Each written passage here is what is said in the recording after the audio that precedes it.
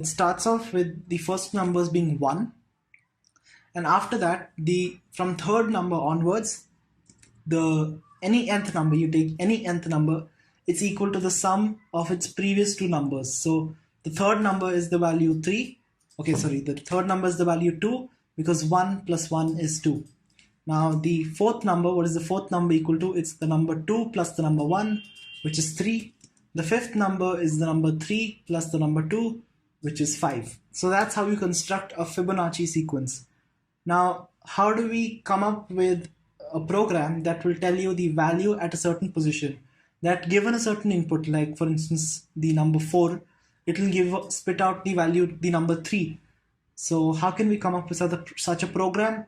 Given an input of the position of the Fibonacci sequence, it outputs the value of that Fibonacci sequence. So how can we come up with such a program? So first of all, I'm going to use a function. I'm going to create a function called Fibonacci, and it will take in the position and it will return the value at that position. So we're going to use recursion to solve this problem. Now let's take any position, like this is the fourth position. At the fourth position, you're summing the second position and the third position values. So we can define Fibonacci, we can say Fibonacci, or let's say output is equal to the Fibonacci of the previous position, position minus 1, plus the Fibonacci of position minus 2. So we have an output. We are recursively calling, again this is recursion because we're calling a function inside a function. We're saying, okay, the output is equal to the Fibonacci value at position minus 1 plus the Fibonacci value at position minus 2. So at position 4, it's the one previous to that, which is the number 2, and 2 times previous to that, which is the number 1. So 1 plus 2 equals 3. Now this works for most cases, but except for the first two scenarios, where the first two scenarios, the output is just equal to 1. So to handle this case, I'm going to say, okay, if the position is greater than 2, or let's say greater than or equal to 3, from here, if it's greater than or equal to 3, then we're going to use this expression. Else, if it's not greater than or equal to 3, then I'm just going to return the number 1, because in that case it's either 1 or 2, and for both instances the output is 1. So we're using recursion to solve the Fibonacci problem. We can return the output given a certain input. So now, a better way to write this is I'm going to say output equals 1. Output equals the following if it's greater than or equal to 3. Output equals 1 if that's not the case. And then at the end, I'm just going to return the output. So let's test this out. I'm going to say this response is equal to Fibonacci. And let's say for the first number, and that's pretty simple. That should hopefully respond with the number 1, and I'm going to print the response. So if I run this, you see we do get 1. Pretty simple. Even if we do 2, we should get the same answer, 1. Now if I do 3, we should get the number 2. So let's see if that works. I run, you see we get the number 2. If I try the number 4, we should get 3, and indeed we do get 3. And if I try 5, we should get 5, as you can see over here. Let's try one more. Sixth number would be 5 plus 3, which is 8. So if I do 6 here, we'll get 8. So that's how recursion works. And to be honest, this is not a very efficient algorithm, because we'll have to eventually, as the input number increases to maybe 40 or 50, this thing will take a lot of time to process. So 45, if I input 45 over here, you see it'll take like a few seconds to process. We're waiting for the output, still waiting for it, and yeah, we're still waiting for it, and this will take a lot of time actually. So let's try out. Let's just try 40. 45 seems to be taking a lot of time. So let's try 40 over here, and even this too will take a few seconds. We're waiting for the output still, and yeah, there we go, we get it. after a long period of time. I think that was like 7 or 8 seconds. So yeah, so you clearly see that this is not very efficient. A more efficient way of solving this problem would be to save the Fibonacci value at any position that you compute. So if you compute the Fibonacci value at a certain position, you save it in a data structure like a dictionary or something like that, so that eventually when you need that same value, when you want to refer to that same value, you can quickly refer to it instead of computing it again in the Fibonacci function. So then that trick is also known as memoization. It's part of dynamic programming, but I won't go too much into it because it's not very relevant to our course. So yeah, with that knowledge, we've talked about recursion. I'm going to go through one more problem, and that'll be in the next section. Our second recursion problem deals with counting to a certain number. So given the input 7, I want the program to count to 7. So it should output 1 and then 2 and then 3 and then 4 and then 5 all the way up to 7. So to create this, I'm going to use the function count to num.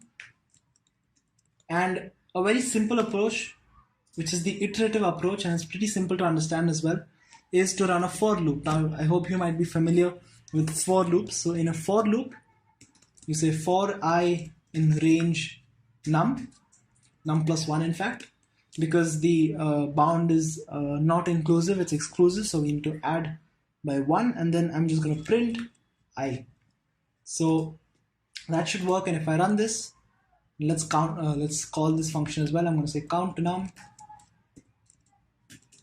count to, let's say, 10, and let's run this, and you see we get 1, 2, 3, 4, 5. In fact, I don't want it to be from 0, so I'm going to say 1 to num plus 1.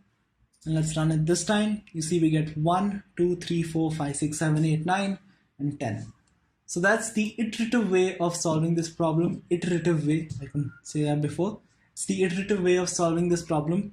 Now let's come to the more complicated and to understand recursive way, but hopefully it makes sense to you after this section. So over here, I'm going to create the same function, count to num. This will take an input parameter num. And we want to use a recursive way to solve this problem. Now, bear with me while I code this up. I'll explain what it all means. So first I'm going to check if the number is greater than 0. That's the first thing I'm going to do. And if it is greater than 0, then I'm going to count to num, calling the function again with num minus 1. And then I'm going to print the number. And finally, I'm going to count to num, let's say 10. Let's run this. And you see we get the same output, 1, 2, 3, 4, 5, 6, 7, 8, 9, and 10. So, okay, what does all of this mean now? In fact, to make it more simple, I'm going to use the number 2 first. If you understand this, you'll understand it for any number. So let's run this again, and the output should be 1 and 2. 1 and 2, as you can see over here. So we start off with count to number 2. We give that as an input. The number is equal to 2. And in this case, the number is greater than 0. 2 is greater than 0. So then we count it up again. So we say count to num minus 1. At this stage, within this loop, num, what is num equal to? Num is equal to 2. But we're counting to num, count underscore 2 underscore num, 2 minus 1, which is 1. So now recursive function, we again count to num, we go back here, is 1 greater than 0? Yes, 1 is greater than 0, and in this situation num is equal to 1, and now we count to num to 0. Okay, bear with me for a second. So num equals 1, and then we count to num, we count to 0 because 1 minus 1 is 0. Okay, now we count to num to 0, we enter this function again, is 0 greater than 0? No, it's not greater than 0. Then we're going to exit. Now over here, we come back to this original situation where we had num equal to 1 and count to num 0. Well, count to num 0 just returned, it just exited the function because num was now greater than 0. So now we have processed line 3. We move on to line 4. What is num equal to? Num is equal to 1 at this point, so it prints 1. Okay, we get now num is 1. Now in the previous situation, remember, num was 2 and count to num was 1. So after we process this num and after we exit this function, we go back to the original position when count to num was 2. Num was equal to 2 and count to num was 1. This line was processed just like before, and num is 2, so we print 2. So print 1 and then print 2. It's difficult to understand initially, but essentially what it's doing is it's counting. It decrements, so it goes from count to 1. So in the scenario where the count num is 10, we go from 10 to 9 to 8 to 7 to 6 to 5 to 4 to 3 to 1 to 0. When we hit 0, num is not greater than 0, and then we go back to the position counter num is 1. Now then we go back to the position where we print num and then counter num is 1, and we go all the way up. So while counter num decreases from 10 to 0, the printed output goes from 1 to 10. So that's how recursion works. It's definitely a much more difficult way of counting to a certain number, but hopefully it makes sense to you now. After these two recursion problems, I encourage you to revisit the pre-order and post-order functions that I talked about in the binary tree. And after we've understood all of that, it's time to move on to the next section of the course. So I'll see you there. So in this section of the course, we'll start by building our lexer, which, as I've talked about in the previous few sections, decodes the input string. So let's say we give the input expression 5 plus 3. This is a valid expression, a valid input expression, because our programming language should be able to do basic arithmetic. So given this input, the lexer or the tokenizer should be able to do lexical analysis and convert this into a list of tokens, 5 plus and 3. It should ignore any spaces like that. And yeah, that's the basic functionality of our lexer. When we are making our programming language more extensive, we're trying to include more functionality like strings or assignments, variables, if statements, while loops, and all of that kind of interesting stuff. When we're doing that, we'll have to update our lexer constantly. But for now, I'm going to create a lexer that will be able to process these numbers and these operations, plus, minus, multiplication, or division. So for that, I'm going to create a class called lexer. And this class will have the init method. It will take in self, which is the instance, and it will take a second parameter, which is the input text. Now over here, I'm going to set text equal self.text equal to text. Essentially, when I create the lexer, so if I do lexer equals lexer, and I give an input expression 5 plus 3, I'm assigning a property called text to self being the instance itself, and the value of that property will be equal to the input given over here, which is 5 plus 3. So that's what I'm doing with this line, self.text equals text. Now the next thing I'm going to do is I'm going to create a variable called idx and set it to 0. Idx is the index of because when we're creating the lexer, we'll have to iterate through each item of this. There's an input string over here. We'll have to go through each character, and to keep track of which character we're currently on, I'm going to use this idx. It's initially going to be 0 because indexing starts from 0. So if I the 0th index of the string is equal to 5, the first index is equal to the spacebar, second index is this plus symbol, and so on. Now I'm going to create a variable called tokens, and that will be just an empty array where we will store all of our tokens. Now after that, I'm going to set the current character char, and that will be equal to the tokens. That will be equal to the text idx, self.idx. So initially the current char will be the number 5, the current character will be the number 5. Then we'll have to create a function called move, which will move to the next idx. It will increment the index, and once the index is incremented, it will update the character. The character will be this. So the character keeps track of self.char keeps track of the current character. And after that, I'm going to create one more property, and I'm going to say self.token is equal to none, and this will be the value of the current token, and you'll see what this means in just a few minutes. So after we've created the init method, I'm going to create a method called tokenize, which will convert this input text into the output tokens, and this will take in self as usual. Now to iterate through each character of this string, I'm going to use a while loop, and I'm going to say while the index is less than the length of the text, let's just do print self.index for now. And if I run this, and if I do lexer.tokenize, and if I run this, you see, okay, so I forgot to increment it. So let's just increment over here. And if I run this,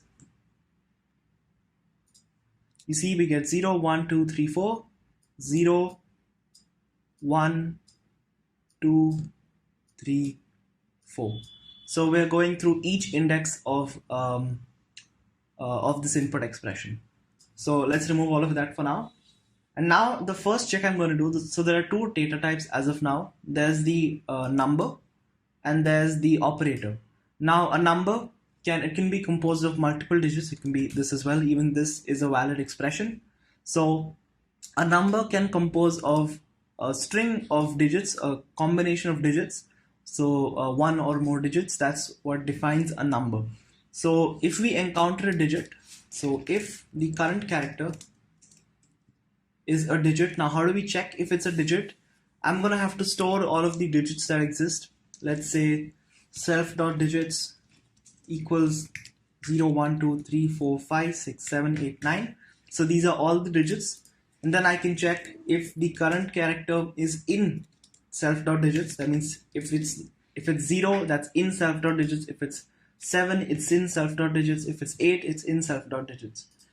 Now, a better thing to do is, since self.digits, the digits that exist, is universal, it doesn't change for each lexer that we create. So a better thing to do is make this a class variable instead of an instance variable. So over here, I'm going to create digits. And I'll just copy the string over here.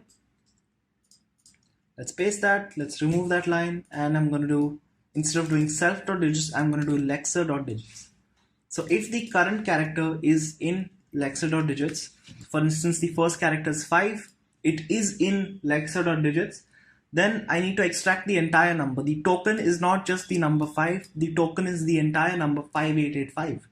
So we need to create another method that upon facing a number, upon facing a digit, this method will extract the entire integer, the entire number. So to do that, I'm going to say the current token, self.token, which is set to none, I'm going to make it equal to self.extract number. So let's create this method over here, extract number. So this extract number, if the current character is in digits, like over here, it's the number 5, extract number will extract the entire number, 5885. So to do that, we're gonna first of all store the number as a string. And then while the current character is in self.digits, lexer.digits, my bad, because this is a class variable. And that's it for now. And also I want to ensure that we are still within the text, so we're not, the index is not greater than the length of the text, and self.index is less than the length of self.text.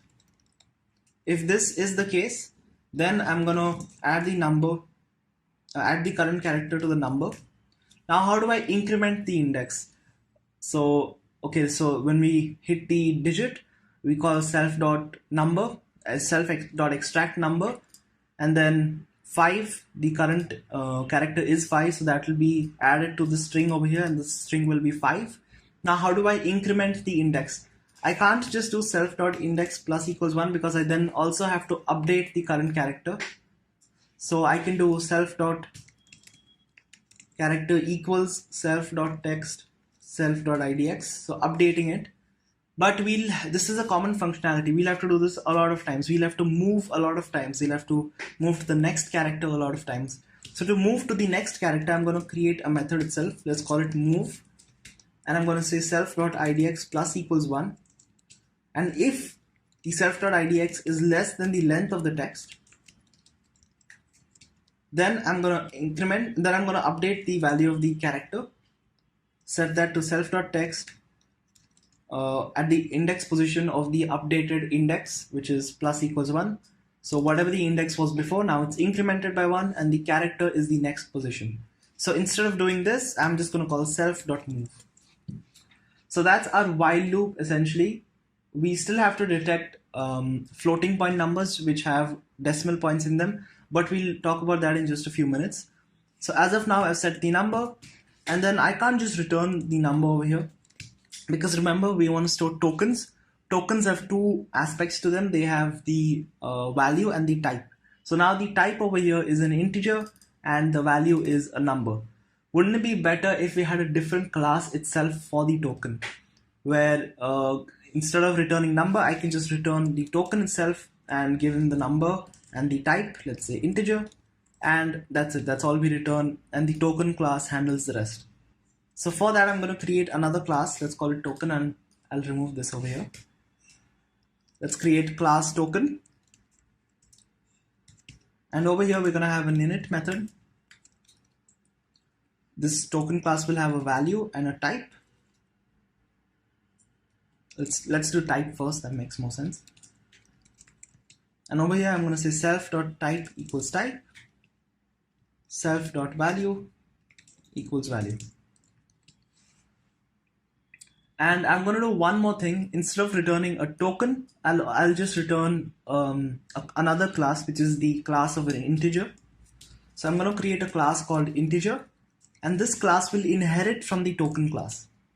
So, and I'll pass over here. So instead of returning the token, all I'm going to do is I'm going to return the integer itself, the integer class itself. Now, why am I doing this? Because the first of all, integer, floating point, strings, and all of these numbers inherit from the base class token, because all of them have a type and a value. So that's why I'm doing the inheritance. And why I'm creating all of these subclasses, the integer, float, strings, is because these subclasses may have their own methods. Like for instance, the integer class may have methods like converting an integer to a float. The float class may have a method to convert a floating point number to an integer. So these classes will have their own custom methods. If we have a class of a string, which we will create later on, this class string will also again inherit from the token, and this class string may have its own additional functionality. Like for instance, you have to concatenate two strings. So we can write the method for concatenating two strings inside this class itself. So that's why it's better to create these classes and have them inherit from the main token class.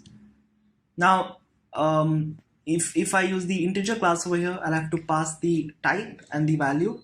So the value will be number and type will be integer, like that. Now a problem with this is that even though I've defined the integer class, I still have to pass int, and that will always be the case. So this is a form of code repetition. How about I just pass the number and the integer class manages to do the rest? So for that, I'm going to use the super function. So I'm going to call the init method again. And this will take in just one parameter, the value. And in the integer class itself, I'm going to hard code the value int as the type. So I'm going to do super, which is the token class. Now in the token class, I'm going to call the init method, and the type will just be integer and the value will be whatever is passed over here. So what am I doing with this? I'm saying, okay, extract number, and I'm going to return a type integer. The value of that integer is number over here, which we extracted. That is the value of this integer. Now over here, when the init method is called, when we create this class, or when we create this object, the init method is called, and in this init method, the super class's init method is called, which is the token class. And here we assign type as int and value as value, which is whatever is given over here, instead of passing in int every single time we create an integer, which is a form of code repetition and is not very efficient. Now let's try and handle floating point numbers as well.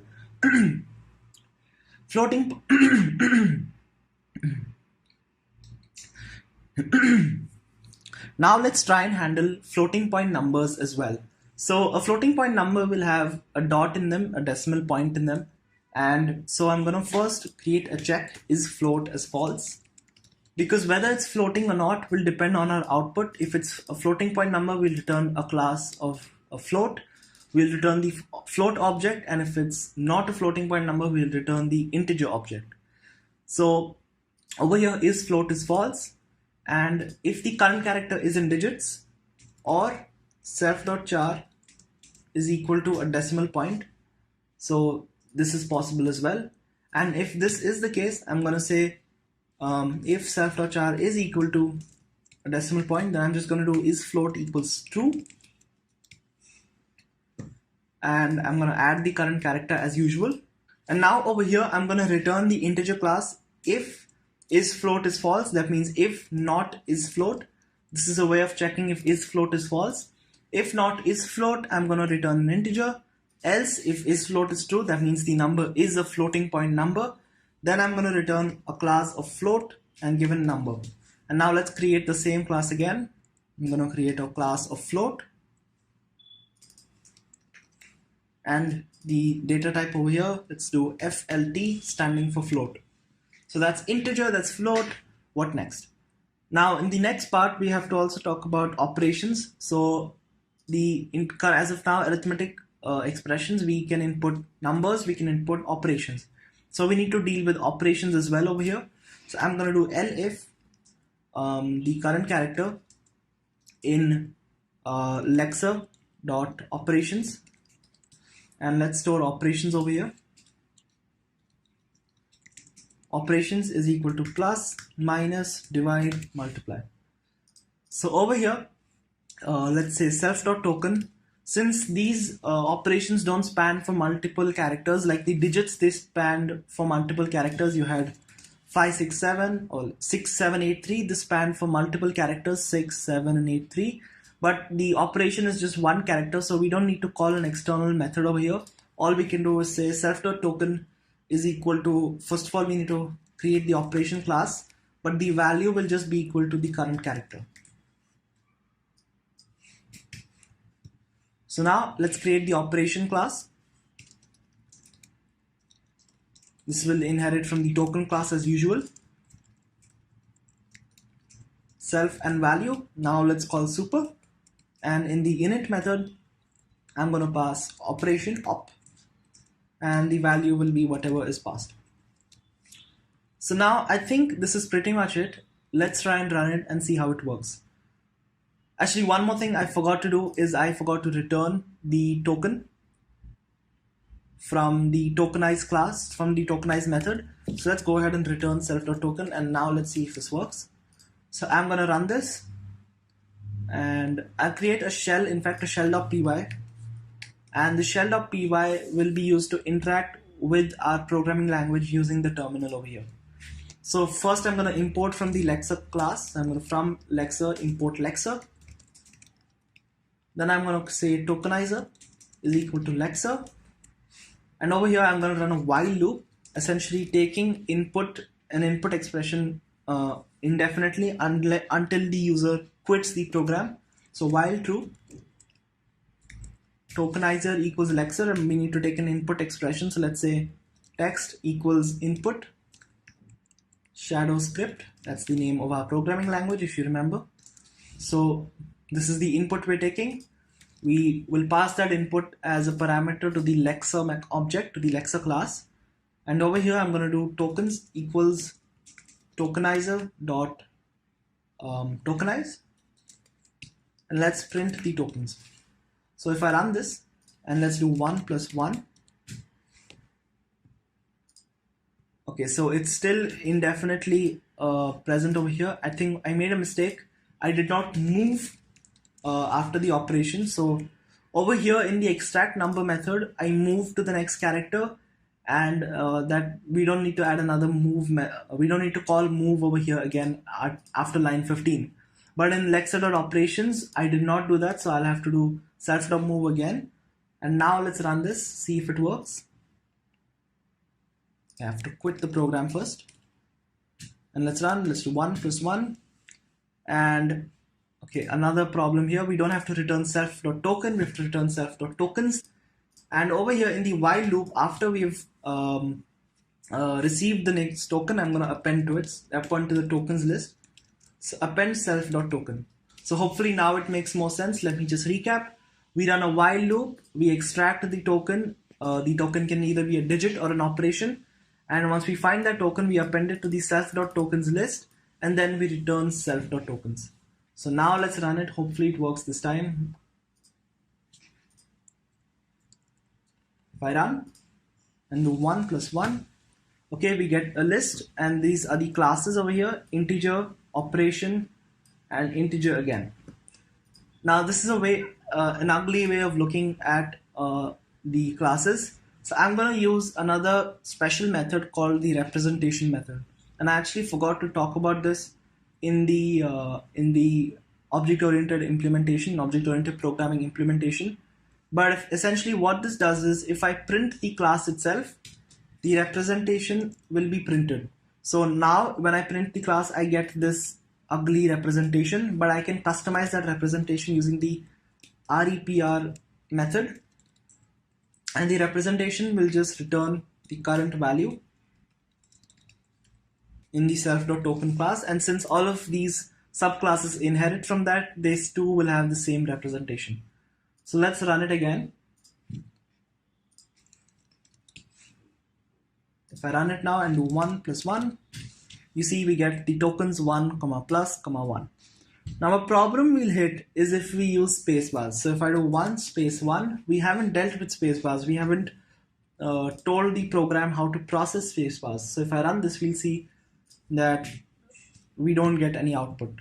So to handle this issue, I'm gonna create a list of stop words, and stop words are just chunks that you ignore because they're irrelevant to your program. So over here I'm going to create stop words, and for now the only stop word will be a spacebar.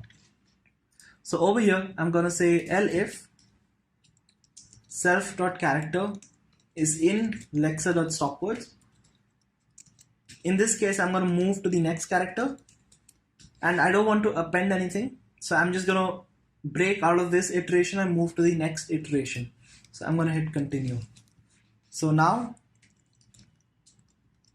if I run this again, and now I do 1 plus 1, you see it still handles. If I have multiple space bars, it doesn't matter. We still get the same output. So that's basically it. And apart from that, so that's basically it for the Lexer as of now. We've handled floating point operations as well.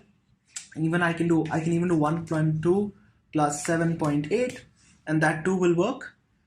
I can do 7.5 multiplied by 3, and that too will work. And you see our Lexer is working perfectly fine, and this is a good base template to work from.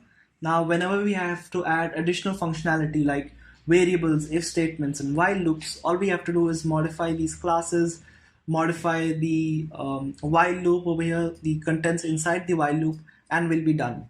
So that's about it for this section. Hopefully you understood all of the code related to Lexer. And now we'll move on to the parser, how we can create a parse tree, how we can create a tree to represent these arithmetic operations. And then finally in the interpreter, we'll traverse through the tree and compute the operations. So for all of that and more, I'll see you in the next section. So in this section of the course, I'll be working on the parser, which will create a list representation of the binary tree. So you remember how we talked about list representations and binary trees in the theoretical aspects of how the parser worked. So it's good to just review that section. But just as a quick reminder, let's say we have the expression 1 plus 2 multiplied by 3. The parser will create a binary tree using just lists 1 plus, and then it'll have a nested list inside of it, 2 multiplied by 3. And this is effectively the list representation of the binary tree, where the following highlighted bit is the right subtree and this is the left node, and plus is the root node. So now let's create the class. I'm going to say class parser, and over here I'm going to define the init method, which will take in self and the tokens, and over here I'm going to say self.tokens equals tokens. Now one more thing I'm going to do, just like how we did it in the Lexer, I'm going to keep an IDX, and I'm also going to create a move method to keep track of our tokens. Previously in the Lexer, we did it to track the current character. Now we're going to do it to track the current tokens. I'm going to say self.idx equals 0, and then self.token equals self.tokens on the current IDX. Now let's define the move method as well. This will increment the IDX, and it's going to do if the self.idx, if the index is less than the length of the tokens, only then is it going to update the token value.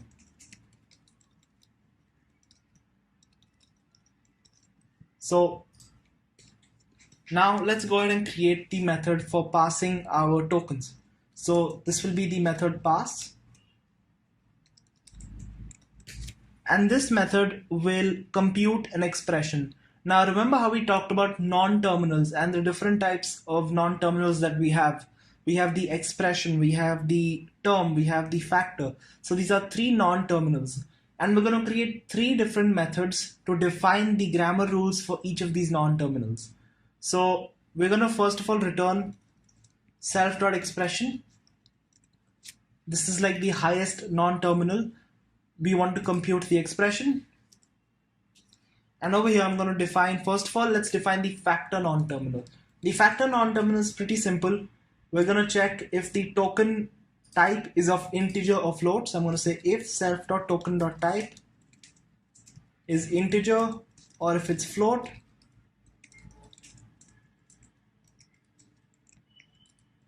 In that case, I'm just going to return the current token. So let's say the current token is the number 5.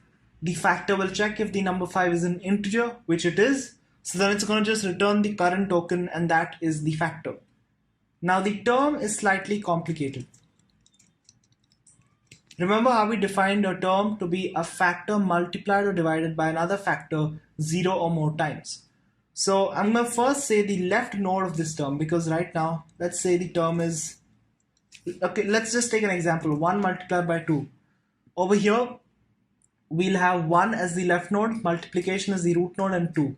So this is our list. So the list representation of this will be 1, multiplication, 2. And this is the term that we're talking about. Now, how do we construct this term? First of all, we need to extract the left factor. So I'm going to say left underscore node is equal to self.factor. Then we're going to move. And then we're going to say, as of now, I'm going to assume that there's only one multiplication, there's only one operator. But as you know, the factors can be multiplied or divided by each other 0 or more times. So it doesn't necessarily have to be 1. So I'm going to say self.move. So 0 or more times, so the term could just as well be a factor itself. So I'm going to first of all say output equals left underscore node. In the case where there is only one node, and they are not multiplied to another factor 0 or more times. So it's just a factor itself. In that case, the output will just be the factor. But in the situation where the operation self.token.value is equal to multiplication or division, in the situation where the operation is multiplication or division, the output won't just be equal to the factor. Rather, the output will be equal to, first of all, we need to save the operation. So I'm going to say operation equals self.token. Then I'm going to move self.move. Then I'm going to say right underscore node is equal to self.factor again. And in this case, now the output will be equal to this list. So how will we construct the output? It will be left node, operation, right node. So I'm going to say output equals left node, operation, right node. And now let's return the output. So I hope that makes sense. In the case where the term is equal to a factor, there are no multiplication or divisions.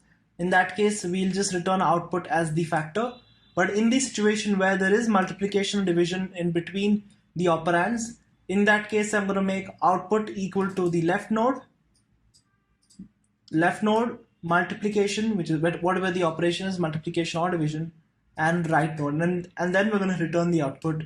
And I'll remind you, we're not talking about multiple operations, so this cannot handle stuff like 1 times 2 times 3. It can only handle a simple expression like 1 times 2, where there are 2 operands and 1 operator. Now let's do the same thing for the expression. And in fact, I'm just going to copy this code because it's pretty simple too. It's pretty similar to the same code. In fact, one more thing I forgot to do was to move after the right node. And why am I doing this? So that when I call self.term in line 25, instead of self.factor in the expression, the left node will be self.term. I don't need to move after this. So I'm just going to remove that self.move method that I'm going to call over there. In fact, I can do the same thing over here. I'm going to do self.move, or rather, let's just leave it like this. So whenever you're calling a factor, you have to move after that, because all the factor does is return the token. But whenever you're calling a term, you don't need to call self.move, because it is all self.move is already called in line 19 after the right node. So we don't need to call self.move in this situation. So that's it. That should work now. I just need to change this to plus or minus. And let me save this, and I'm gonna run shell.py. So let's run it. Let's do something like 1 plus 2 multiplied by 4. And okay, I have to call the parser first of all, so I'm gonna import.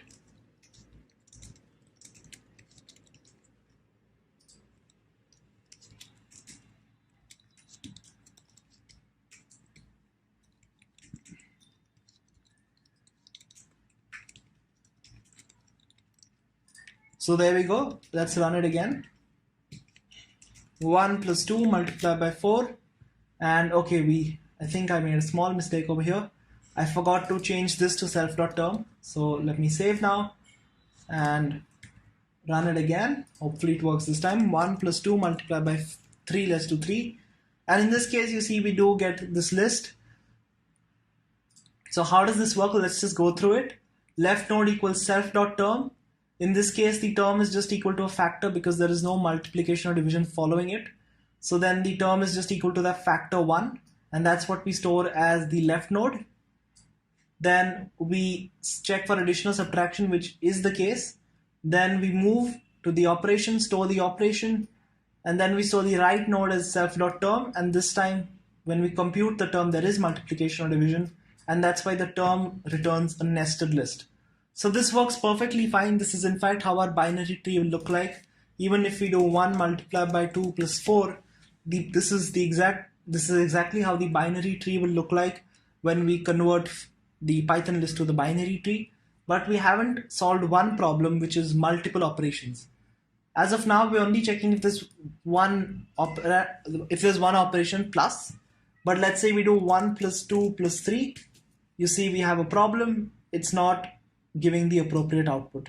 So how do we solve this? I'm going to make two changes. First of all, I'm going to run a while loop. I'm going to continuously check if there's addition or subtraction, and I'm going to continuously check if there's multiplication or division. So those are the two changes I'm going to make, and one final change I'm going to make, and I'll explain what this means in just a second, is I'm going to do left node equals the following list, and I'm going to return left node. I'm going to do the same thing over here. I'm going to return left node and get rid of this output business and make left node equal to that. So let's quit and run again, and I'll explain what this means in just a second. So 1 plus 2 plus 3, you see we get 1, 2 plus 3. If I do 1 plus 2 plus 3 plus 4, we get the following output. Now, how did this work? So effectively, by iteratively changing the value of left node, every single iteration of the while loop, we're changing the value of left node and we're assigning it the previous value. But by doing that, we're effectively pushing down the left node of the tree. So let me construct the tree and show you how it looks like.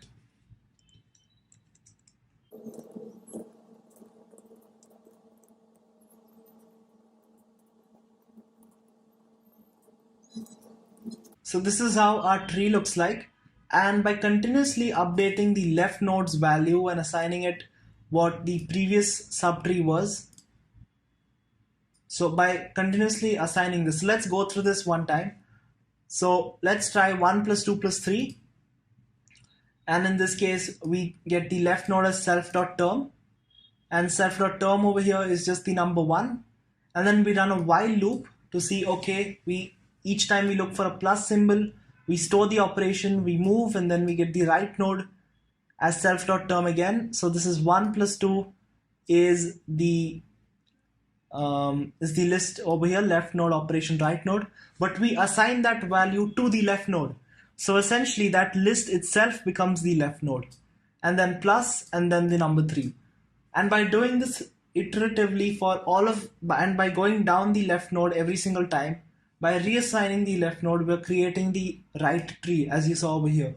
So that's the basic process. To summarize again, in every iteration, we are updating the value of the left node and we are assigning it the previous left node operation and right node. So what we previously had, like over here, what we previously had was 1, comma plus, comma 2. Whatever we previously had, we assigned that to the left node itself, followed by plus, followed by 3. So that's the process we used to accept multiple additions so that we can say, okay, now an expression is equal to a factor added or subtracted by another factor 0 or more times. Now we've dealt with the 0 or more times aspect to it.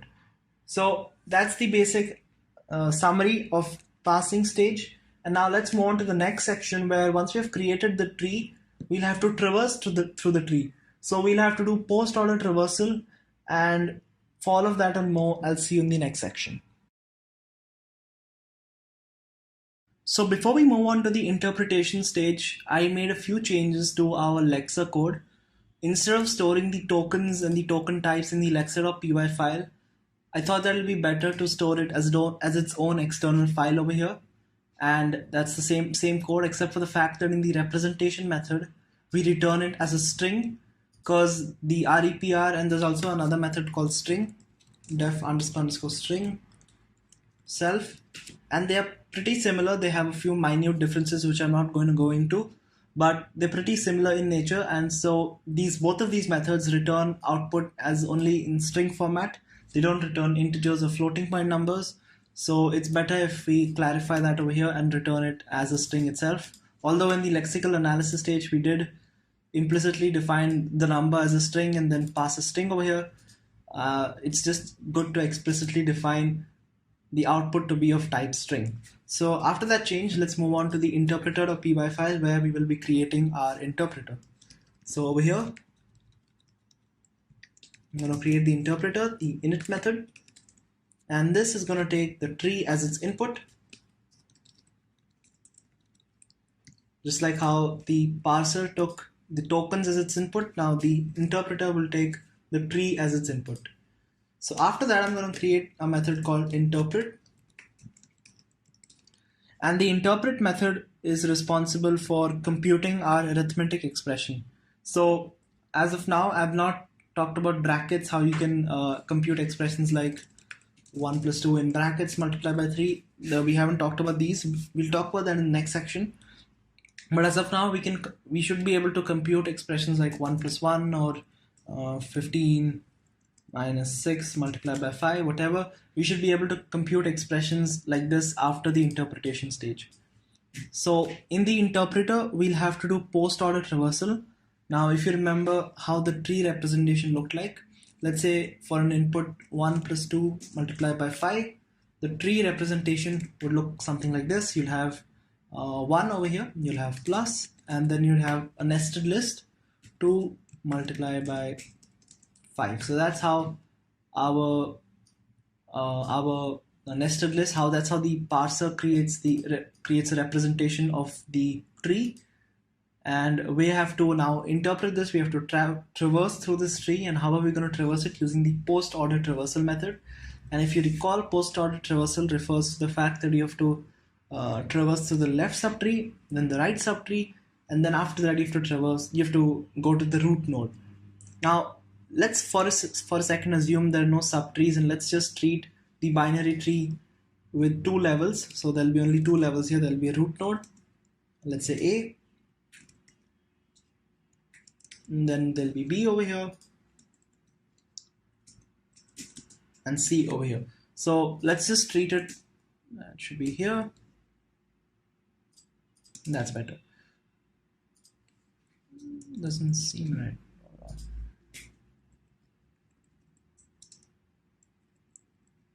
Yeah, there we go. So let's just assume that the tree is pretty simple. It has 2 levels and there are no subtrees.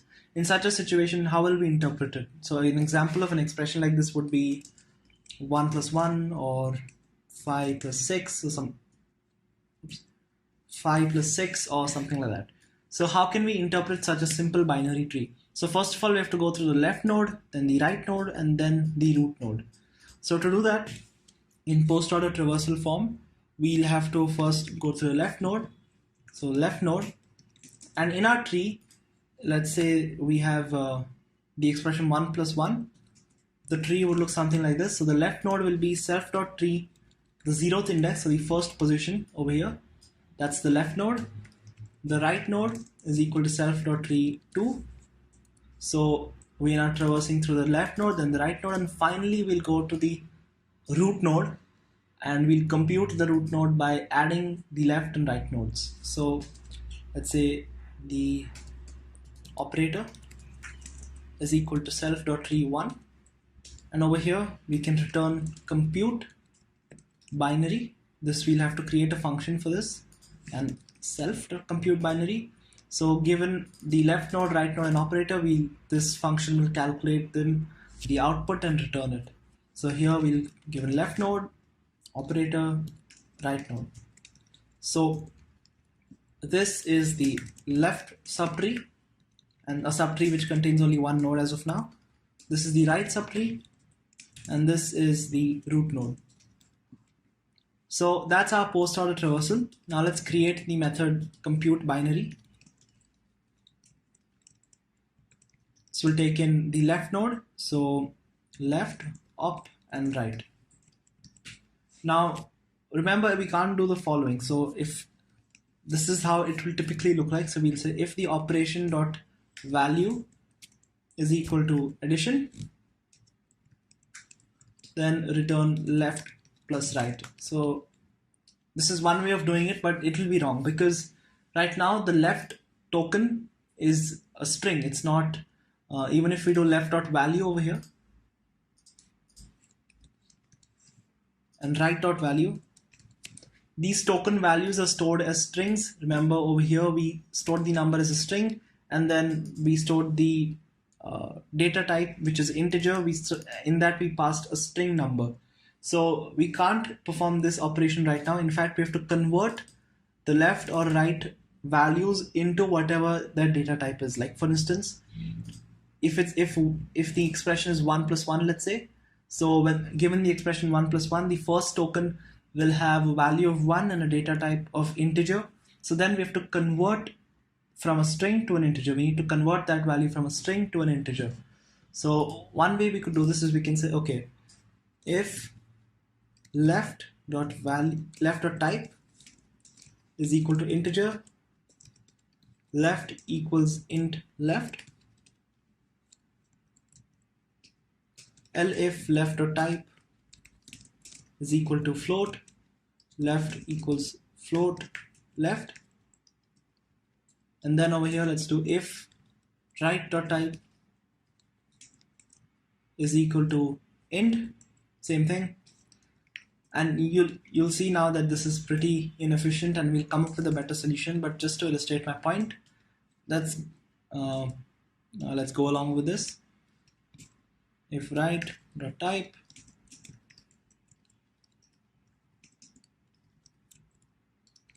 okay, so after all of that mess, and it's really disturbing to see to the eye, but anyway, after all of that mess, let's do if operation dot value is equal to plus, then I want to return left plus right,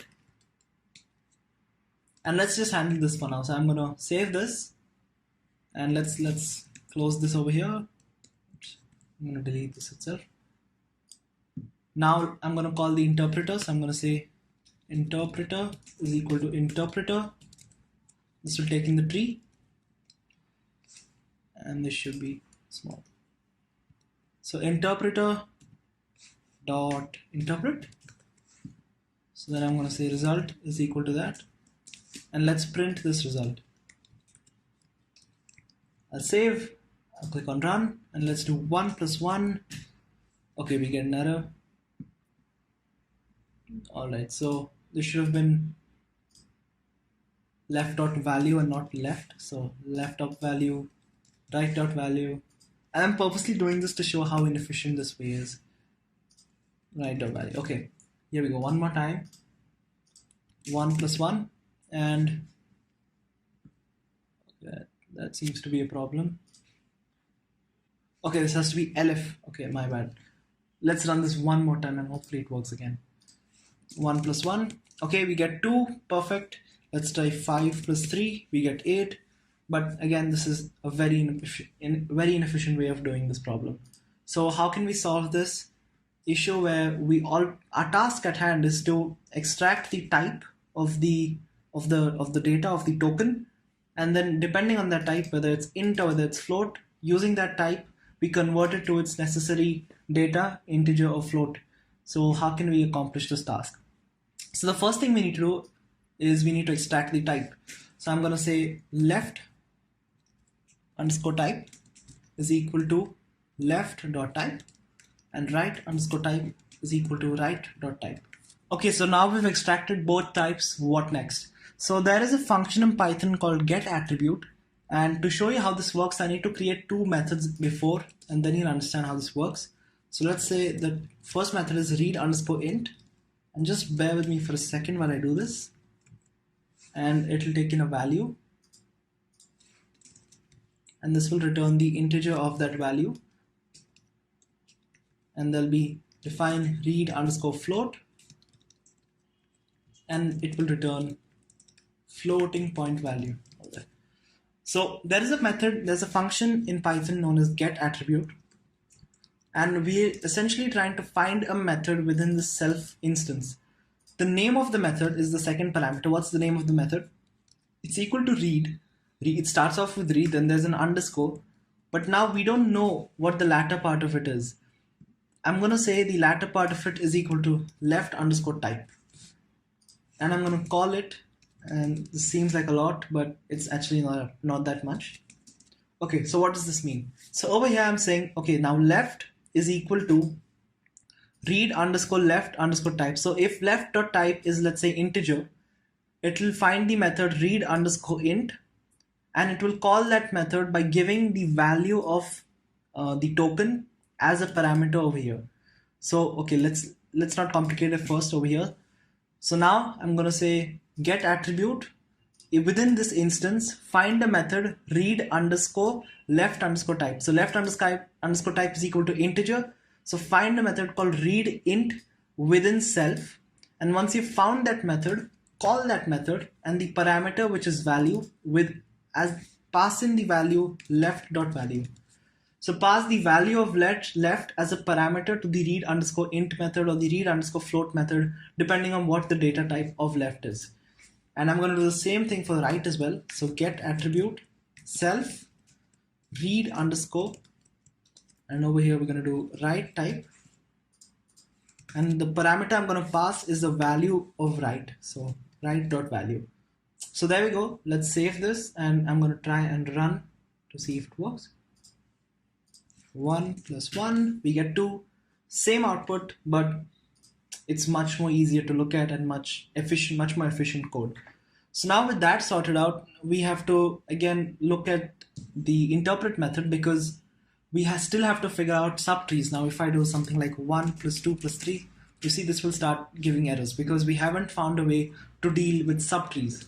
So let's consider a subtree over here, an expression which has a subtree. So 1 plus 2 plus 3, what is the list? How will that list look like? So let's create it.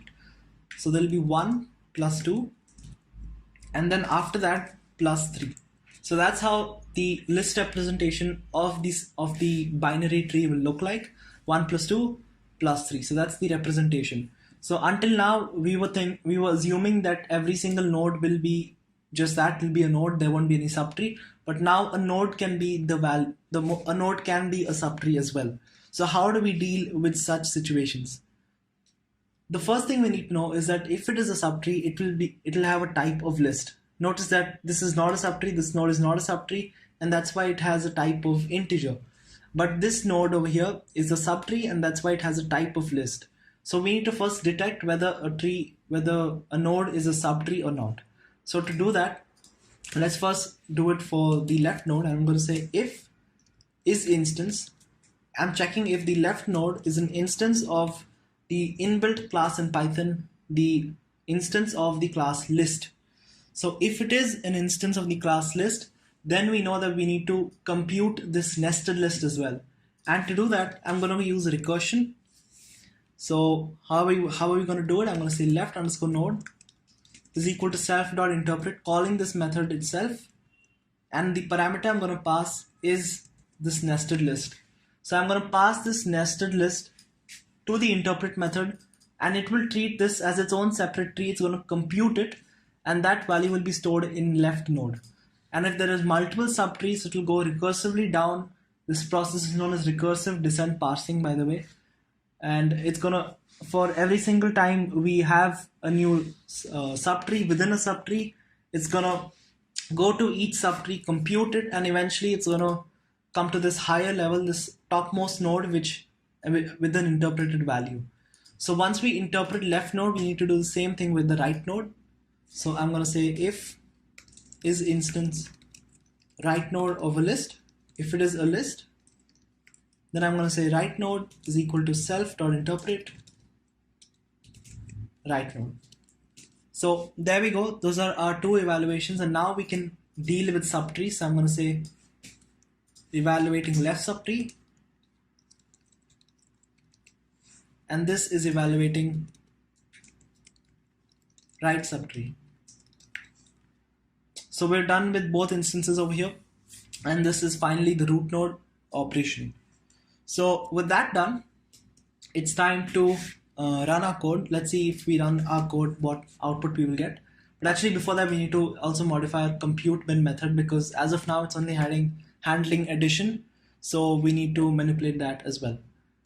So I'm going to do elif op.value equals minus return left minus right. Elif, and in fact I'm not going to do return, I'm going to store this as an output because this is an intermediate representation. We still have one more piece remaining. So in fact I'm just going to store this as the variable output. So I'm going to say output equals this, output equals left plus right, output equals left minus right. Elif op.value is multiplication. I'm going to say output equals left multiplied by right. And finally elif op.value is division. I'm going to say output equals left divided by right. So, and we're going to return output over here. Not just yet. Let's keep this for now. So I actually figured there'd be one problem over here. Notice that the interpret method is not accepting a parameter. It's using the original self.tree as a default tree to work with, but we don't want to do that. In cases when there is recursion, I want to pass in my own custom tree, which is the subtree, and I want the interpret method to process that subtree, to process that nested list. So how can we do that? So I'm going to come up with a efficient way to do this. So instead of passing in the tree in the interpret method, which is one way you could solve this problem, rather I'm going to create a variable called tree equals none. And what this means is to say that if the interpret method does not get a parameter, it's okay, it's not going to throw an error, it's just going to set the tree parameter to none. And that's the first case over here when we don't provide a parameter. So in the case where it is none, if tree is equal to none, if tree is none, in this case I want to make self.tree, tree equals self.tree. So if it is none, we're going to make tree equals self.tree, and we'll be working with only the tree. We won't be working directly with self.tree. Let's remove that as well. But in the case when it's not none, like this situation where we are providing our own custom tree over here, in this situation when we're providing our own custom tree over here, like left node and right node, in these two situations it will be using that tree parameter that will be passed in line 36 and line 41. So I'm going to save this, and now let's go back to the compute bin method. So in this scenario, I don't want to return the output as a default Python integer or a floating point number. Instead, I want to return it as my own class. I want to return the integer floater operation, because that's the point of having our own data classes. So How can we do that? Now, if the output, if left or right are both type of integers, then the output will definitely be an integer. But even if one of them are a floating point number, then the output will be a floating point number. Like for instance, if left is equal to 2.5 and right is equal to 2, the output will be a float. If left is equal to 2 and right is equal to 2, the output will be an integer. And let's say if left is equal to 2.5 and right is equal to 2.5, the output will still be a float. So if even if one of these numbers is a floating point number, the output will be floating point, else it will be an integer. So for this I'm going to say return integer, and see, this is where separating the data as its own custom file makes sense, because now I can import from this file itself. So I'm going to say from tokens import integer and float. So return the integer value of output if left underscore type, let's deal with those, left underscore type and right underscore type, let's say left underscore type is equal to integer and right underscore type is equal to integer. If both are integer, return the output as in the format of integer, else return the output as a float. So now hopefully this works. We have the compute bin method written up. We have the interpret method written up using post order traversal. And if I run this entire shell.py file, let's see if it works. So if I do, let's start off simple. Let's do 1 plus 1, we get 2. Let's try 1 plus 2, we get 3. I'm going to do 1 plus 2 plus 3, we should get 6, which we do. Let's try 1 plus 3 times 2. And over here it will be 1 plus 6 rather than 4 times 2, it will be 1 plus 6, so that should be 7, which we do get. And I'm going to try floating point numbers, 2.5 into 2, we get 5.0. Notice that even if one of the numbers is floating point, the output is printed as a floating point number. So there we go, our entire function is working. I'll do one more test to see if it's working, and again the output is floating point. So our interpreter is working, and for the first time we have a running program that can compute arithmetic expressions as an input. So this is a huge step now, because we have our basic foundation laid out, and after this things get very easy. All we have to do is write down our grammar rules, compute, make modifications to the lexer, the parser and the interpreter. I removed the parser. Yeah. So all we have to do is make changes to the lexer, interpreter and parser, and we should be able to work with variables, if statements and all of that. So in the next section, we're going to compute variables. So for all of that interesting stuff, I'll see you in the next section. So quickly before we move on to variables, I also need to talk about left brackets and right brackets and how we can use them to change our order of operations. So over here in the operations, I'm going to also add in the pair of parentheses, which are valid expressions, which are valid tokens as well. Oops. Okay, there we go. So which are valid tokens as well. So now let's go to the parser. And over here, how will the grammar rule look like? The grammar rule will change just a bit. Remember when we said that the factor is, we said it was just an integer, 0, 1 or 2, whatever, it's just an integer. Well, now it can also be a left bracket and a right bracket followed by an expression inside. So and the brackets can contain expressions. So to extract the expression, we can use the expression method now. So over here I'm going to say elif self.token.value is equal to the open bracket, and in this case I'm going to say self.move to move to the next token, because the open bracket is not very useful.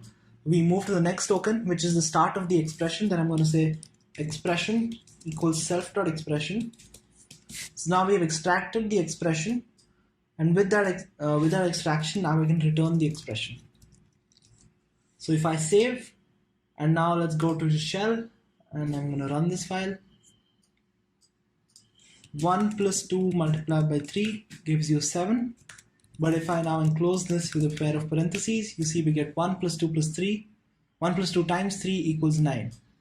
And we can even deal with multiple parentheses over here. So if I have, let's say, 1 plus 2 multiplied by 4 divided by 6, we get 2.0.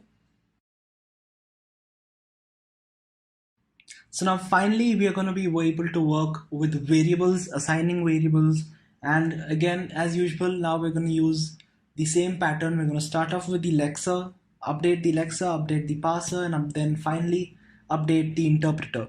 So to do this, I'm going to first talk about the grammar rules that are involved. The first grammar rule involved is in terms of the variable is the fact that the declaration is going to be made by the keyword make. So like in stuff like JavaScript, you have let, you have var. In Python, you don't have a declaration as such, but in our programming language, ShadowScript, the declaration will be make. So it's going to be make and then the variable name, and then that's going to equal something, let's say 50. So that's going to be our grammar rule for creating a variable. So we're going to start off with make. So for that we need to accept these text-based inputs, we need to accept letters. So for that we need to first create a constant over here to check if there is a letter or not. Letters. So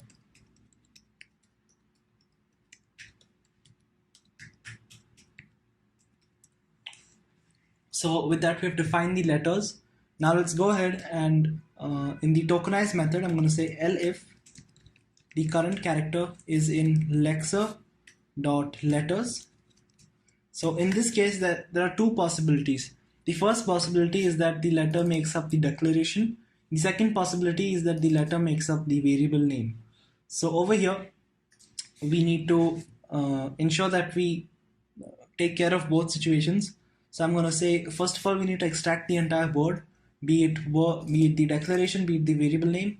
So just like how we had an extract number method, I'm going to run an extract word method over here. So I'm going to say word is equal to self.extract underscore word, and let's create that method just below the extract number method. So over here I'm going to say extract underscore method extract underscore word, and over here I'm going to say the word is equal to an empty string for now, while the current character is in lexer.letters, same thing as before, and the current index is less than the length of the text. In these two situations, if both are true, then I'm going to say word plus equals the current character, and then we're going to move to the next character. And at the end, I'm going to return the word itself. So over here, we have extracted the word, and after that, we have to check if it is part of the declaration. So let's create a list for declarations. I'm going to say declarations. As of now, it's just going to be one item, the make declaration. But if we intend to have multiple declarations, like in JavaScript, you have let and you have var, two declarations. So if we have multiple of these, maybe then we have to update this list. So for now, let's keep it as a list. And then I'm going to say if word in declarations, lexer.declarations.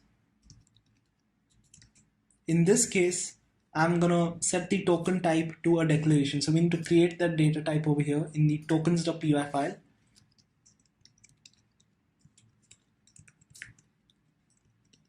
I'm going to copy this init method, and the name of the type will be DECL, standing for declaration. So now I'm going to say self.token is equal to declaration, and we'll pass the word as the declaration, and let's import this in our lexer.py file. One more thing we need to import is the variable class, and let's create that as well. It'll be the same as our previous classes. And over here I'm going to create a variable, and the name of this data type will be var, standing for variable. So now that we've imported the variable, and we can move on to the next situation. In the case when it's not in the declaration, so else I'm going to say self.token is equal to variable. And now we have the token stored, so I'm not going to run the rest of the stuff. Let's just print the tokens to see what we get. So if I print tokens, and one more thing we need to do is we need to handle equal signs. So over here we have the equal symbol, so that is another operation that I have added over here. So now let's run the file. Let's run shell.py, and I'm going to write make a equals 50, and you see we get the declaration make a equals 50. The tokenization process works just fine. So now I'm going to go back to the Alexa, and I think we're pretty much done with the tokenization process. Now let's go ahead to the parser where things get a little bit complicated. Now we need to okay, let's go to the parser now. So to handle the variable assignment part, how can we handle this? So we need to create a new method. I told you for every grammar rule we'll be creating a new method, and now I'll be creating the grammar rule for a statement. Now variable assignment is a statement. It's a type of statement. There will be other types of statements like if statements, while loops. There are different types of statements, but one type of statement is the variable assignment. So how can you handle these variable assignments? So for that I'm going to create a method called statement. If the first token, so if self.token dot type is equal to declaration, then this will be a variable assignment statement. But if the self.token dot type is equal to integer, or if it's equal to float, or if it's equal to operation, like for instance we can have the left brackets, so if it's equal to operation, in these situations, in these three situations, I'm going to set the statement type to be equal to arithmetic expression. So now in this situation you have arithmetic expression, in this situation you have variable assignment. So the first thing I'm going to do is I'm going to call statement like so. Now over here in the declaration, I'm gonna once we know that it is a declaration, I'm gonna move to the next token. Next token will be the variable name, and to extract the variable name, I'm just gonna create a new method called variable. So I'm gonna say left underscore node is equal to self.variable, and in fact we can create a binary tree of this as well. So how will the binary tree of make a equals 50 look like? It looks something like this. So we have the equals operator, and then we have that connection, and then a, and let's do 50 over here. So that's the binary tree of a make a equal 50. So now left node is equal to variable name, so self.variable will extract the variable name. Then we have to move after that, and then the operation, we have to check if self.token.type is equal to operation, or let's just say if the value is equal to equals. In this case I'm going to save the token, so I'm going to say operation equals self.token, and over here finally I'm going to do, after we save the operation, I'm going to say self.move, move to the next token. And then the next token can be any expression. It can be an arithmetic expression, it can be just 50, or it can be 5 plus 7 minus 3 multiplied by 4. So we need to extract that expression. So I'm going to say right underscore node is equal to self.expression. So finally I'm just going to return the list. Left underscore node operation. So now we've extracted the statement, and if it's not an assignment statement, I'm just going to do self return self.expression. So let's save, and I'm going to delete, and I'm going to run the parser now, just see how the parser looks like. So if I save this, and let's just run it to see if we get any errors. First of all, make a equals 12, and we do get an error. Okay, we haven't defined the variable. Let's just define that really quick. So here, the variable method, all it will do is it will first move, because right now over here declaration, okay, so we have already moved from the declaration, and now the variable method will check for the, it will extract the token. So it's going to say if the self dot token dot type is equal to var, that means if it's a type of variable, in that case we're just going to return the self dot token. So now let's check this. If I clear and run again, make a equals 12, we don't get any error.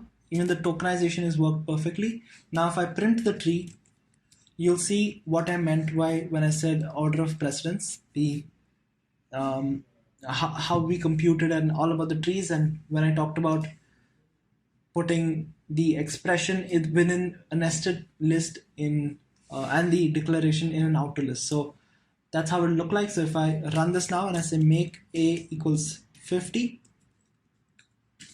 and I run it, you see we get a equals 50 over here. And for now you can't see it, but let's do make a equals 1 plus 2 multiplied by 5. You see now this expression is in a nested list. It has higher precedence. It's computed first, and then after that the assignment works, because we don't want to make a equal 1 and then compute. We don't want to make a equal 1 and then compute the rest of that expression. That makes no sense. We want to compute the entire expression, and then whatever the answer of that is, we want to assign that value to the variable a. So now we've modified the parser, we've modified the lexer, and I hope that makes sense. Now let's go on to the interpreter, where we will be storing the variables in a dictionary. So as of now, we can compute basic arithmetic expressions, and we have also deal with the code dealt. We've also dealt with the code regarding the tokenization and the parsing. So let's say I create a variable and I do make a equals 5. So as you can see, the parser and the tokenizer are working fine. If I do make a equals something like 7 minus 2, then it knows that it has to encapsulate 7 and 2 into its own nested list. So we've dealt with the parser and the tokenizer. Now it's time to move to the interpreter. But I realized just a few problems with our current code, and I'm going to fix them right now. The first problem I noticed is that in the lexer, we are storing the variable and we're giving it only one value, but in the tokens, the type of the variable is just var. So effectively, we're not specifying the data type. So say for instance, it's a variable with data type of integer. So it's, let's say we make the statement make a equals 5. So then the data type is integer and the value is 5. But in this case, the data type we've kept it as var, which stands for variable, and the value we've set it as the variable's name. So that's problematic. We need to store three things over here. We need to store, first of all, the variable name. Second of all, the fact that it is a variable, so var. And third of all, we need to store its data type. Now, as of now, like for instance, let's take the example, make a equals 5. We have not computed the expression over here. So we don't know what the data type is. It could be a float, it could be a integer. So we don't know what the data type is. So initially what we have to do is set it as an empty data type. And I'm going to do that using a question mark. So how am I going to represent data type and variable? Well, I'm going to say var, and then I'm going to give a pair of parentheses, and I'm going to give a question mark because we don't know the data type as of now. So this is what we're going to set the data type to as of now. But later on in the interpretation stage, when we've computed the value, when we've computed this expression, we're going to replace that question mark with the actual data type. So that's the first change I want to make. And over here, let's go to the lexer. And yeah, so that was the only change I had to make. So now the lexer over here, it'll create variable from the word, and in the tokens.py file, it'll give the data type with var followed by a question mark over here. Now with that done, let's move on to the next step. Now since we have changed our variable over here in the tokens, we've created the type in such a manner, we've changed it. We cannot be checking for self.token.type to be equal to variable. Instead, what we can check for is if it starts with the three letters VAR. So we can use the starts with method, which is an inbuilt method for strings in Python, and this will check if the string starts with the three characters V, A, and R. So similarly, I'll just find the other instances where we have created var, and as you can see over here, another instance. So I'm going to, instead of making it equal, I'm going to check if it starts with the variable. And that's it. So now that we've done this, and now that we've changed the tokens.py file and updated the interdependencies, it's time to move on to another file which is called the data.py file. Now the data.py file will be storing all of the variables in a class. So this class will contain a dictionary, and this dictionary will be keeping track of all the variables and their corresponding values. So for that, we need to go to the shell.py file, and we need to create an instance of the data.py file before the while loop. We can't keep it in the while loop, because if we keep the instance in the while loop, the data would refresh every single time we get a new input. But rather than doing that, we want to keep track of the previous inputs as well. So here I'm going to say from data import the class data, and I'll create it in just a second. And over here I'm going to say base equals data. So we're creating an instance of that data. So I'm going to create class data and set the init method like so, self, and we won't be taking any properties. The only thing I want to run the first time the instance is created is I want to create the variables dictionary and set it to an empty dictionary. So let's save that, and the base is also set. Now I'm going to uncomment the interpreter and pass the base as an input to the interpreter. So now the interpreter can deal with all of the data, so it can write to the dictionary when like the action over here initially was with addition and subtraction, the action was to add two numbers. But in this time, we'll have to deal with memory. We'll have to add to the dictionary. We have to interact with the dictionary. And for that, we need access to the base variable. And that's why we're going to accept that base variable over here. And we're going to interact with the base variable. We're going to interact with the dictionary, add variables to the dictionary, change the values of variables to the dictionary, and read from the dictionary. So I'm going to say self.data is equal to base. So that's it in terms of the interpreter. Now let's go ahead and write the code for the data.py file. So variable.value refers to the variable name. And now let's go ahead and save